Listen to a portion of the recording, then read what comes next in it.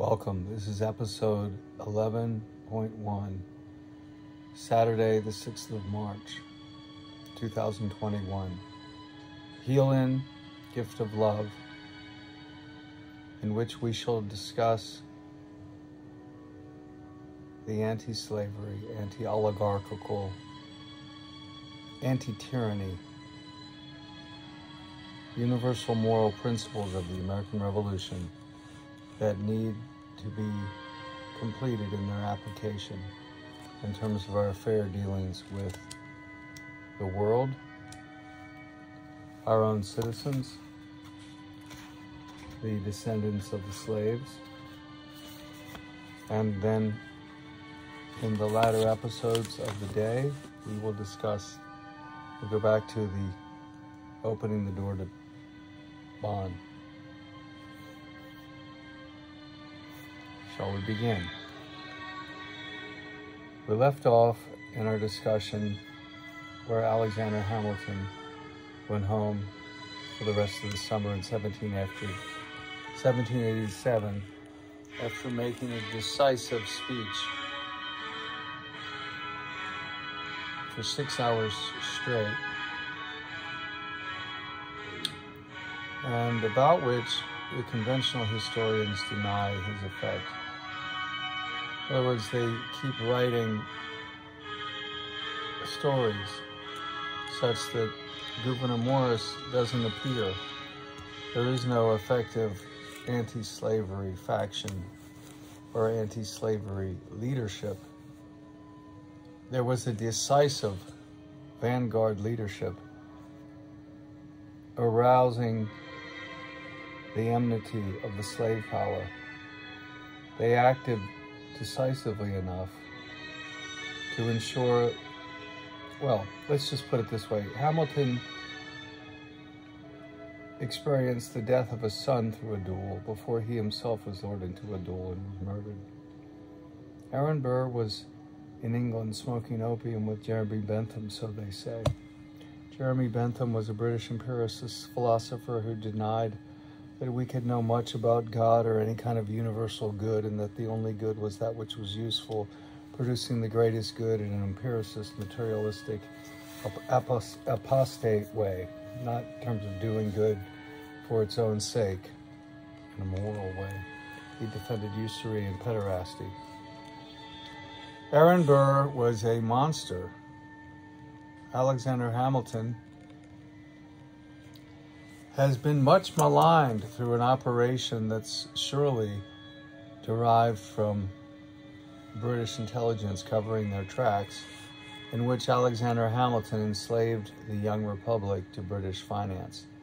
But I think it's the other way around. I think he was arranging things so that eventually we could be completely free and independent of European bankers and their manipulations, and strong enough to resist them and not have to heed them.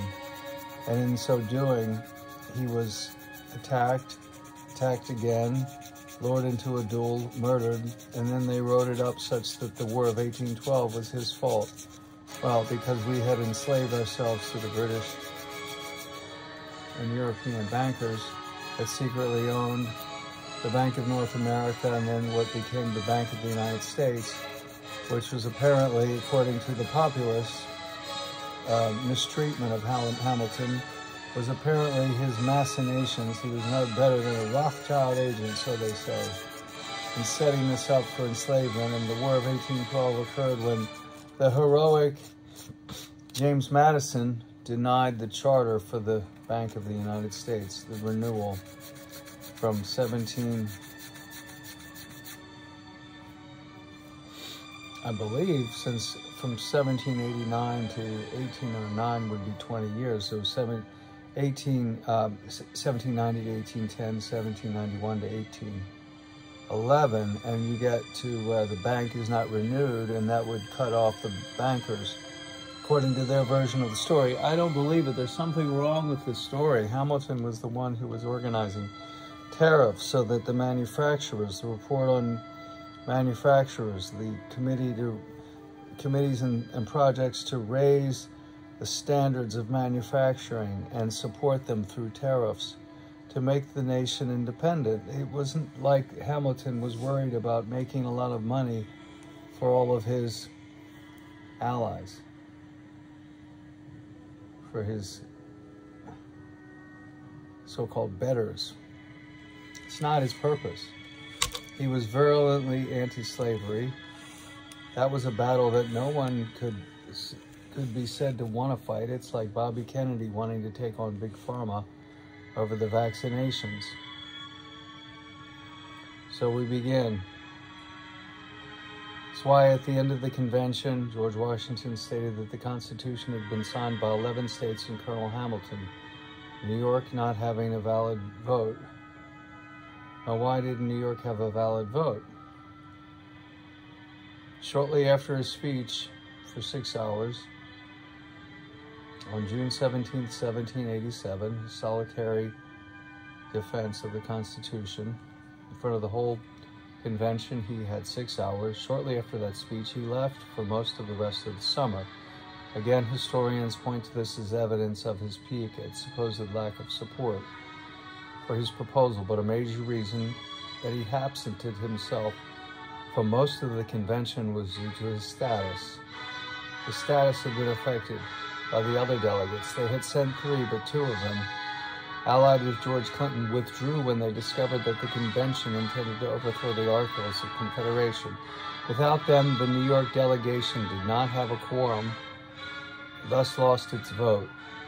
Hamilton's official position had been reduced, according to the rules of the convention, to that of a mere observer.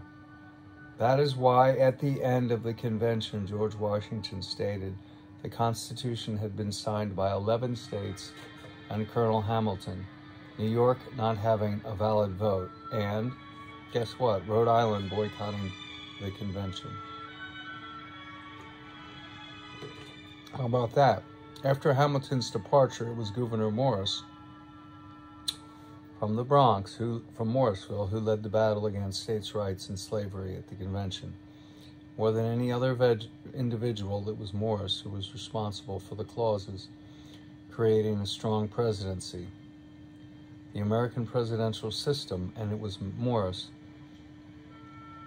who battled almost alone against the institutionalized slave power of the South. During the convention, Gouverneur Morris roomed with Washington at the home of Robert Morris, and it was very clear to all the delegates that when Gouverneur Morris spoke, and he spoke more often than any other delegate at the convention, the views he propounded were sometimes his own, but often those of Washington as well. This is what Hamilton and Gouverneur Morris accomplished together. Okay, we're about to list 5 principal points in terms of their contribution to the U.S. Constitution. Now remember, Gouverneur Morris wrote the preamble to the U.S. Constitution, something that every student should be made aware of. They're all made aware of Thomas Jefferson's supposed authorship of the Declaration when he really had a committee supervising him, and he was merely transcribing what they put together under committee, 5 of them. Well, in the Constitution, in the battle, we have one man standing strong against slavery, and it's Gouverneur Morris, and he writes the preamble of the Constitution, and we never know about it. Not one American in a thousand can name the author of the preamble to the U.S. Constitution, but about, I would say, 500 out of 1,000 could name the author of the Declaration of Independence, or perhaps 30 to 40%, but at least a quarter to 1/3 of Americans could answer the question of who authored the Declaration. The author of the preamble we'd be hard-pressed to find 1 in 10,000, 1 in 100,000. They just don't know. They're not taught. It's not emphasized. Why? Well, it turns out that Jefferson is made into this hero that he's not. He launched the party that was unable to stand up and unwilling to stand up to the slave power. And I believe that he consciously did that, making it look like he was trying to slowly come up with a reform, but he never did. He never came up with a reform, just as he couldn't manage his finances and died $100,000 in debt. He set up the University of Virginia. My hypothesis is that he rushed it into production because he didn't want the southern sons of the planter aristocracy, is really a slave power oligarchy, not a really aristocratic, with a genuine disdain for labor. They had appreciation for the profits, but I don't think they really appreciated what it meant to work and to be yanked out of your milieu in another continent and be brought over here and have half of your comrades die on the ship while you're coming over in most unsanitary conditions. I mean, the sheer absurdity of thinking that we can compromise with this kind of treatment of our fellow human beings. The absurdity of believing such a thing. That we could compromise like this. This is not correct. It's not correct. It's not possible that we could compromise and keep our standards intact. So there was a blight on the early founding. It wasn't so much that there was already slavery here. That was foisted on us by the British Empire and by the European powers that would make money from it. We American middle class and working class types didn't and wouldn't and never would want somebody to work for us for free under coercion. That's not what we're about. That's not what we came. That's not why our ancestors came here. If we're escaping religious persecution, why would we then claim to be escaping that to persecute someone else to do all the work that no one wants to do? This is contrary to the founding, to the principles of the founding. And it should be obvious that it is. Okay.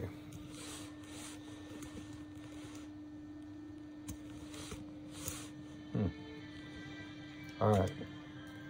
First, of what Hamilton and Gouvenour Morris accomplished together, whether Hamilton was at home, whether Morris was making the speeches, or whether they were collaborating behind the scenes and influencing others. However they did it, they did do it, and they succeeded. All right, I think we've got our set arranged. First, the establishment of a strong, independently elected executive. That's the president, through the office of the presidency. Morris was unsuccessful in his attempts to establish a full democratic popular election of the president, but he and Hamilton were successful in preventing the selection of the president by either the Congress or the state governments, which were the majority views at the beginning of the convention. They were also able to empower the president with broad executive power. So here we are. Morris was in favor of a full democratic popular election of the president. The majority there of the delegates at the convention wanted the president selected by Congress or the state governments. In the end, I think Morris is on the side of history and the way things are moving, and there's so much muckety-muck over, should we have a popular vote that determines the presidency? I think we should. We should not be flooding the country with illegal immigrants that can suddenly be rendered, fit to vote.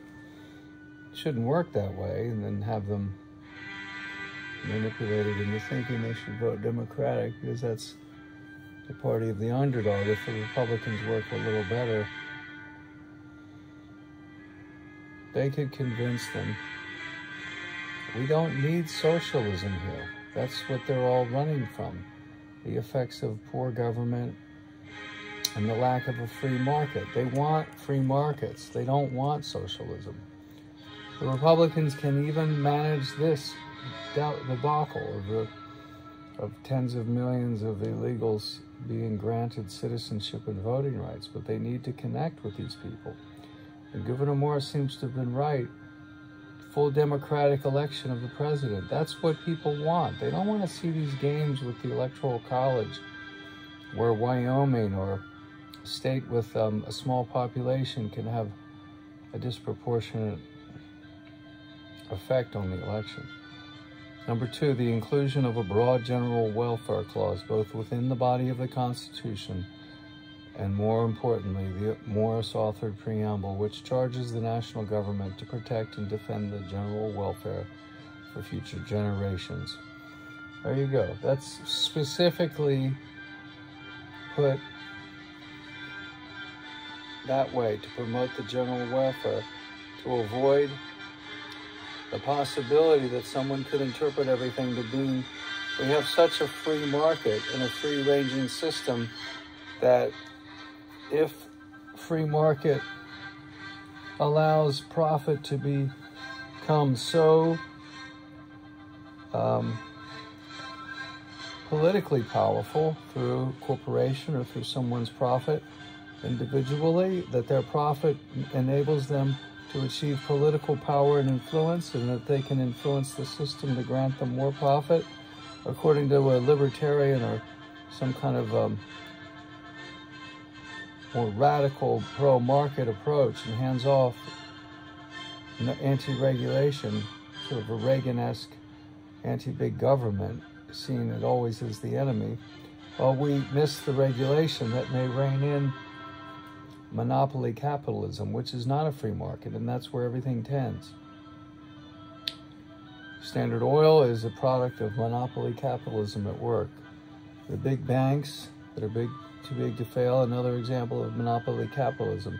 AT&T was a regulated monopoly because it was easier to have one system that was regulated.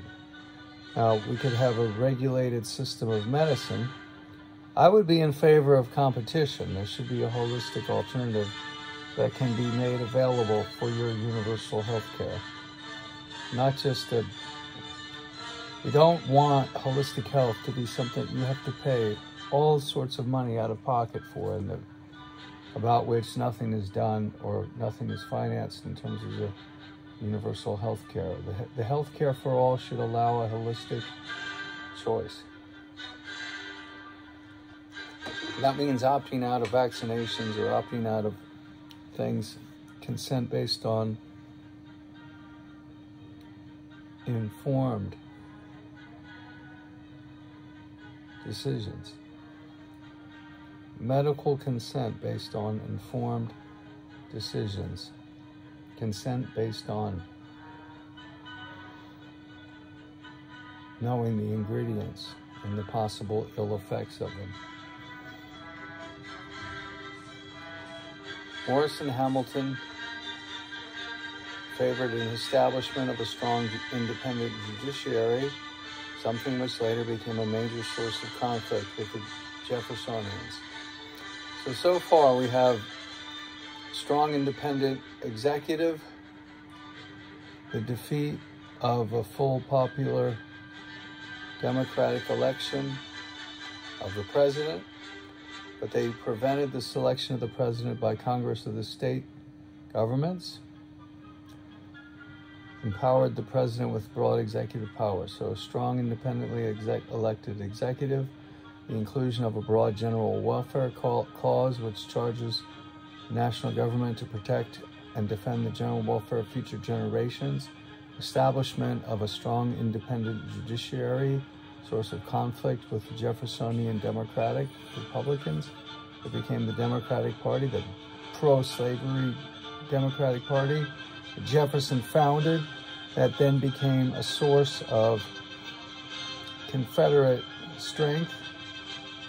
So in addition to the British 32nd degree Master Freemasonic Lodge, the 32nd degree Freemasonic Scottish Rite Lodge in Charleston, formed in 1801 to subvert and take over the earlier free patriotic free Masonic lodges and convert them to insurrection.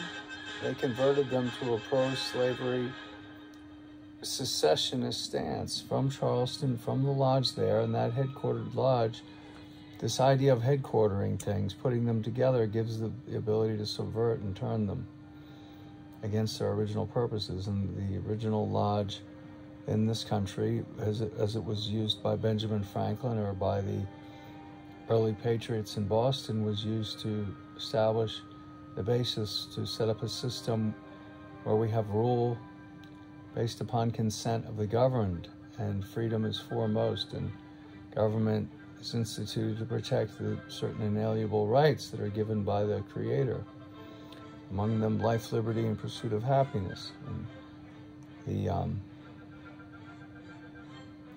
the whole thing would have fallen apart without the Freemasonic Brotherhood connections, and in many ways the United States is falling apart now because the former informal networks of brotherhood associations were effective. They could be effective in terms of fostering patriotism, standing up in the time of World War I or World War II, if you believe that we were justified in entering the wars, which I do, at least in the latter war, World War II, not so much in World War I. But World War II, absolutely. There's no way. Look, Hitler, besides all the other evil things he did, he was so demented that he apparently shot and killed his own niece because he had some sort of sexual fetish, and she was mixed up sleeping with his chauffeur, who was, believe it or not, Jewish enough to have been banned from his presence. He made a special exception for Maurice Emile. I mean, this man was deranged. He needed to be stopped. Any talk of superior, inferior, slave races, this is all the lunacy. This is all lunacy.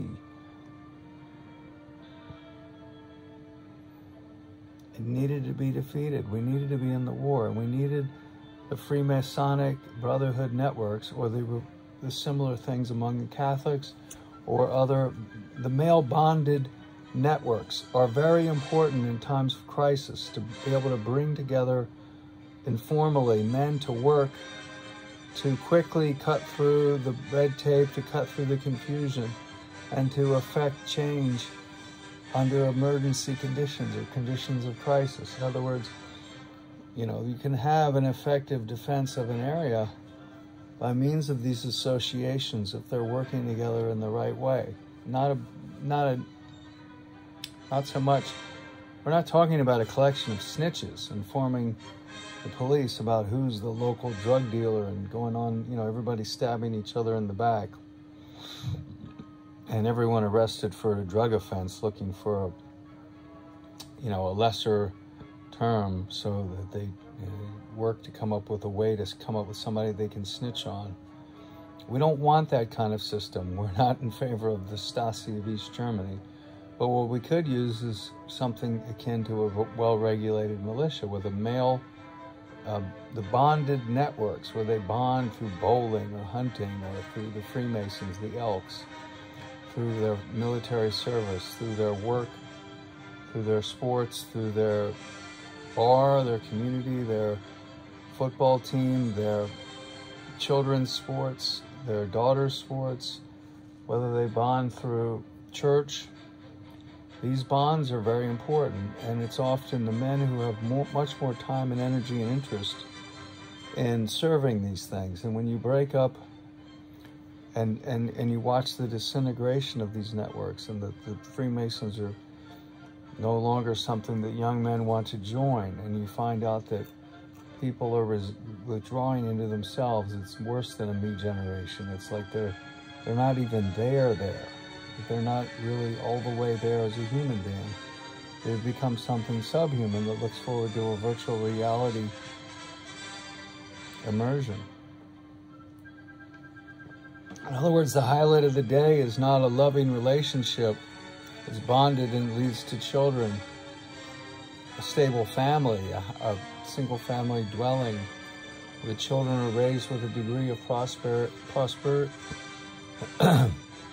prosperity so that they can then learn properly. So the nutrition and the medical treatment, the emotional balance of the household enables them, gives them a foundation, furthers their potential, without which the potential would not be able to manifest. Now, Morris and Hamilton were the most eloquent champions of nationalism at the convention, particularly Morris, who spoke repeatedly and passionately as the champion of national unity. He attacked states' rights and localism from every angle, and each time it reared its head. What was the use of the Civil War? You know, you're going to defend slavery and have it there indefinitely in the South? It really didn't make any sense. It was a system that was on the way out. It was becoming obsolete.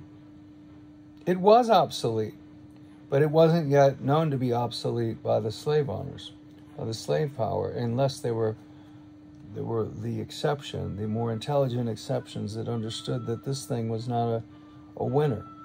It was not a winner. It was not something worth defending. So therefore, the war was not something done to defend slavery. It was done ostensibly to defend slavery, ostensibly because of economic differences, ostensibly for this and that reason. The purpose was a British intelligence, European oligarchical financier, bankers, dictatorship, intelligence operation to dismember the Union. It was a plot to dismember the Union, not to win for slavery or to win for the Union.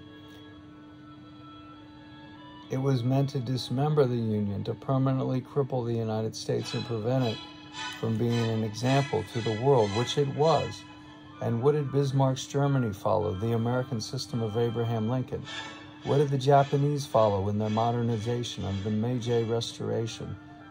M-E-I-J-I. They had Erasmus Peshin Smith, who wrote The American System of Political Economy, who was a student of Abraham Lincoln's economist Henry C. Carey, whose father, Matthew C. Carey, was Edgar Allan Poe's publisher in Philadelphia, and who published the first American translation of the Bible. It was the Catholic version, Irish Catholic Carey.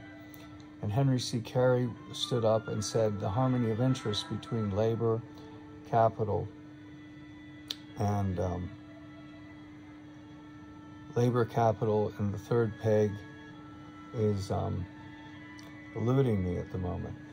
The point is, there's between labor, capital, and the capitalists, and between the consumer and the producer, the banker, you know, the one who guarantees the loans and hands out the loans, and those who are borrowing for business purposes.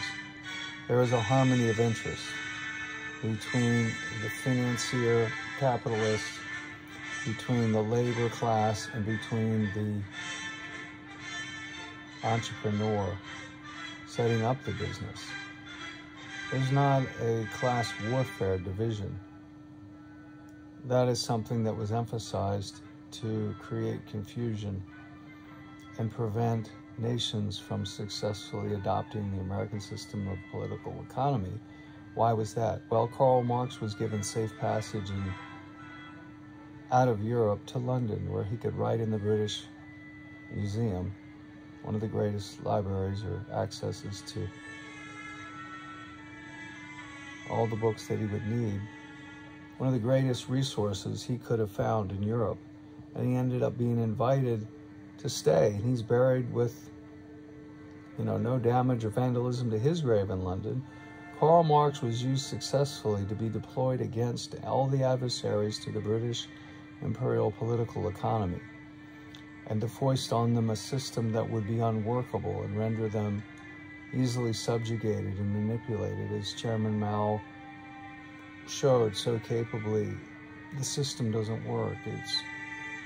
It's plagued by the tendency to collapse into tyranny, to allow all power to just accumulate in a very destructive way. It happened with Lenin, it happened with Stalin, it happened in terms of Stalin's incompetence, in terms of facing off against the Nazis. Beginning of World War II's invasion in 1941, Operation Barbarossa, the Germans, June 22nd, they took off, and by Christmas they were 30 miles from Moscow. That's quite an achievement. Stalin was completely unprepared. He didn't have a feedback loop system. Giving him the positive feedback is one thing. Well, that's what he wanted. He needed to hear the negative feedback about how they were not prepared and what they needed to do to become prepared and what was truly wrong.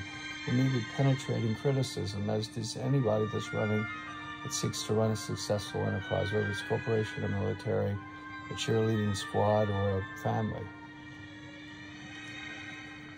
or extended family. It takes great skill to run a successful extended family. All right, at the conclusion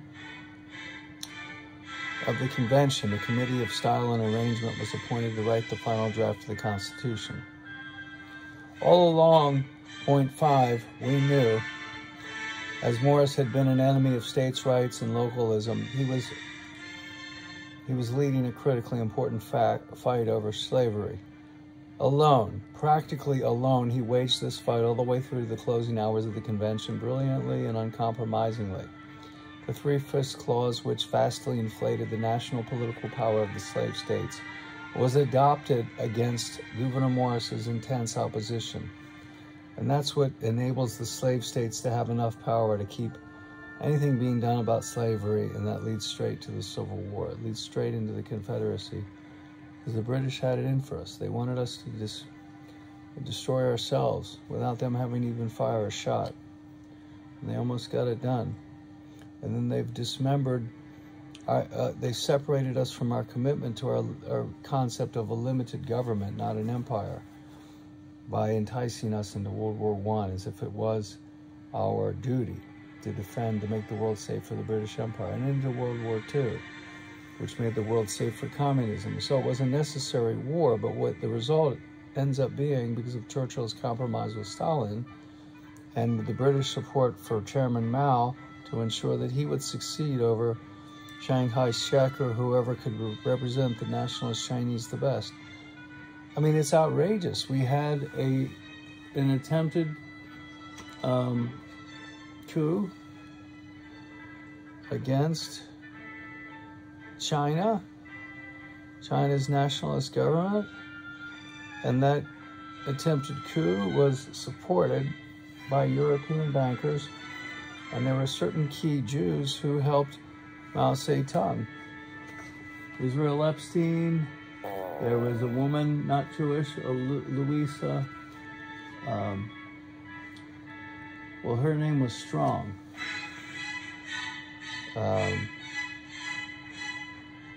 I don't have a picture in front of me. But there were half a dozen American and there may have been one Englishman. They were mostly Jewish, and they helped the Chinese communists come to power. Now, some of them even suffered persecution because it was believed that they were not living up to their ideals and that they had somehow violated the rules, and they were, sent to re-education. But without the role of these, of this special subset within China, I'm not sure that it would have succeeded, this communist revolution. Interestingly, there's something called the Kaifeng Jews. They're Chinese Jews that had come to China 700, 800, 1,000 years before. And supposedly Mao Zedong came out of this sect, that they consciously traced their lineage back to being Jewish. And with Israel Epstein, you can look him up. Perhaps I could do a whole episode on it. I don't really want to get into making it seem like I'm blaming them, any one group, for the success of the Communist Revolution, but we do have the fact that there are many atheistic Jews who were supporters of Marxism and socialism. And there are many apostate Christians who, having turned from religion, embraced Marxism or socialism. In other words, it wants to do the similar thing that a moral, a religion founded in a universal morality or notion of that would want to do: redeem the world, make for world peace, make for a lasting system of goodness, utopia on earth and so forth, heaven on earth. It's making the heaven real. It's like instead of putting everything off, they're saying, forget about praying. Let's make it real here, right now. Let's not be any more delusional. No more delusion about what can be done. We can do it, but we've got to stop believing in fairy tales that by simply verbalizing and anything could be done about it. It may be very helpful to pray and intend, affirm, and visualize, but we have to actualize deeds, not words, to achieve a change in this world. Now, maybe this doesn't go hand in hand with a Buddhist perspective, that this is a fallen world of suffering, but I would say that Alexander Hamilton is just as much a bodhisattva as any of the Buddhas. He's standing up anti-slavery and in favor of a republic based upon consent of the governed, founded on the notion of certain inalienable rights, among them life, liberty, and pursuit of happiness, which are given by the Creator, and the governments are instituted to protect those rights. Okay, we're going to stop here. Just remember that we left off with Gouvenour Morris leading the critical fight over slavery. 3/5 clause, which vastly inflated the national political power of the slave states, was adopted against his intense opposition. So, for instance, let's say Virginia had 500,000 white citizens. Let's say they had 500,000 black slaves. 3/5 times 500,000 would be 300,000. Okay, very simple. 60% of 500,000 is 300,000. So in terms of proportional representation in the Electoral College or in the House of Representatives, you add up the total population of the United States, and if Virginia had 1 million citizens, which it didn't, it had 500,000, then it gets so many representatives. But it has 500,000 slaves for a total of 1 million, but it's only credited with 3/5 of each of the slaves. So you have 500,000 white citizens plus 3/5 of 500,000 black slaves. So you get 300,000. So you're credited with 800,000 rather than 500,000. So therefore Virginia would have, in this case, they would have,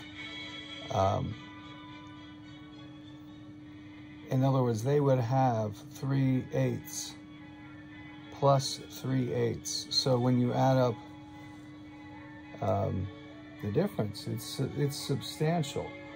They would have that many more votes, or that much more political power on all the votes. So if all the slave states voted together, and they're all endowed with these extra votes, in this example I'm giving you, it would mean that 37.5% more voting power would accrue to Virginia. If they had 500,000 whites and 500,000 blacks, or let's make it more reasonable. Let's say they had 2 million, well, they wouldn't have had that many. Let's say they had 600,000 whites and 300,000 black slaves. Then 300,000 times 3/5 or 0.6 is 180,000. So they'd have 780,000 total votes credited, which would mean that it's 180,000 divided by 780,000. You get 23% more voting power. So that's how we ended up with a system following George Washington, whereby only John Adams and his son John Quincy Adams, both one-term presidents, were the only presidents that were vehemently anti-slavery. We'll stop here and we'll pick this up again. Next will be a discussion of the bond to text, opening the door to the bond. That'll be the next episode, and we'll begin there with qualities required of the students and qualities to avoid. And we'll go through that.